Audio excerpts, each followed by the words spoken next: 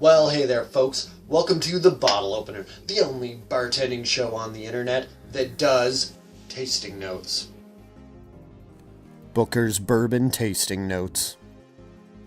As promised, we're going to be reviewing Booker's Bourbon today, and I know I promised this a long time ago, but I've been super wrapped up with a lot of different stuff. Maybe I'll get to that some other time, maybe not. Who knows? But there's something else I want to address in this video, and it's the proper, quote-unquote, the proper way to taste whiskey. Now, I'm basically doing this pro bono for my friend Paul, and I'm not sure if he knows that I'm doing this. Probably not. So we're going to start out by putting a few ounces of bourbon into our Glencairn. Now, you'll notice the glass I chose is a Glencairn. You can always you can also use a snifter or a small wine glass or something like that. Basically, what you're looking for is the curved, concave structure of the glass. Now, the reason you want this is because you want to be able to smell it. If a glass is funneled inward, most of the smell molecules or scent molecules will be funneled up to your nose. So that's why we call the first part of the tasting the nose, and then we call the second part the body, which in this case is very spicy and hot. So what I mean when I say this is that the alcoholic content is very high. If you saw my Yukon Shine Gin, the Origin review, then you'll know that this stuff is cask strength. That means it is bottled at the same strength that it comes out of the cask. No additional water added. For this purpose, you have to add your own water, which I put behind me and totally forgot about. So we're going to put a few drops. A few drops more than usual, though. This is a 62% glass, so we water it down with approximately an ounce. There was about 2 ounces in there, so now we have roughly 40% alcohol here. So tasting it, it still kind of stings a bit, but you'll notice the nose is kind of exploded. Adding water to alcohol causes the scent molecules trapped in the alcohol to explode. There's essential oils in here and all sorts of different things.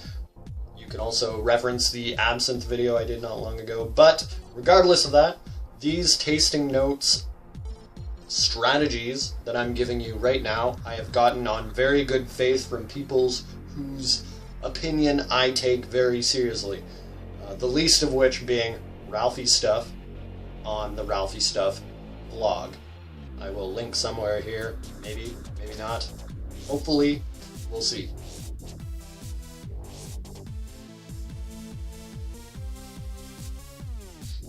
So, as I mentioned, even though it is still kind of too sour to really palate, you do notice a lot of spices, baking spices particularly, exploding out of the nose. Included in that are some things like tobacco, cloves, allspice. So as you add more water, the spiciness dissipates a bit, and you are left over with some charcoal, vanilla, and I guess still some of that tobacco as well. The body opens up incredibly with maple, butter, bacon. I was kidding about the bacon thing. But there are some hints of rye in here that's going to come off as the spiciness. But now it's the corn that's coming out more. Sweet. Very sweet. Sweet but balanced.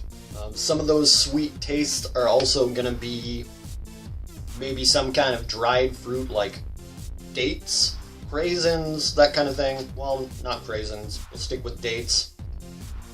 So the finish. If you want to folks, if you want to appreciate a proper finish, you can take a drop and let it sit on your tongue and breathe through your nose. And also, I sound kind of stupid like this, but whatever. There's some smokiness, some lingering sour fruit, and it's still kind of spicy.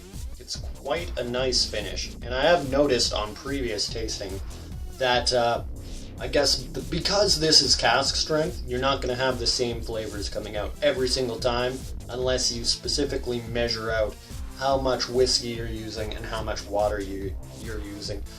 Pretty much every tasting of this has been slightly different. The same notes that I keep mentioning have popped up before. Sometimes you see me searching for a certain note. Those are new ones, completely new. Well, not necessarily completely new, but never recorded down on paper, I guess.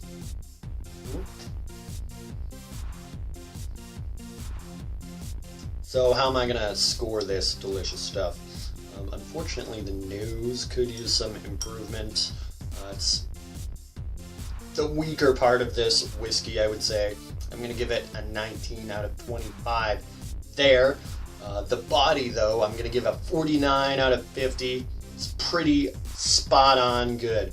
Spicy, manly, suits my beard. And the finish, probably the best part about this tasting is the finish.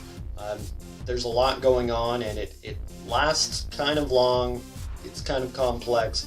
You get that spice throughout the tasting, most prominent in the body and lingering off in the finish, and then you get that nice sweetness in the body. But anyways, as I was saying, the finish is going to get a 24 out of 25.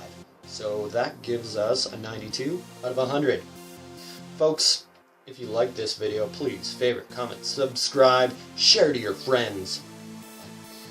But mostly subscribe. And catch you next time. Ciao.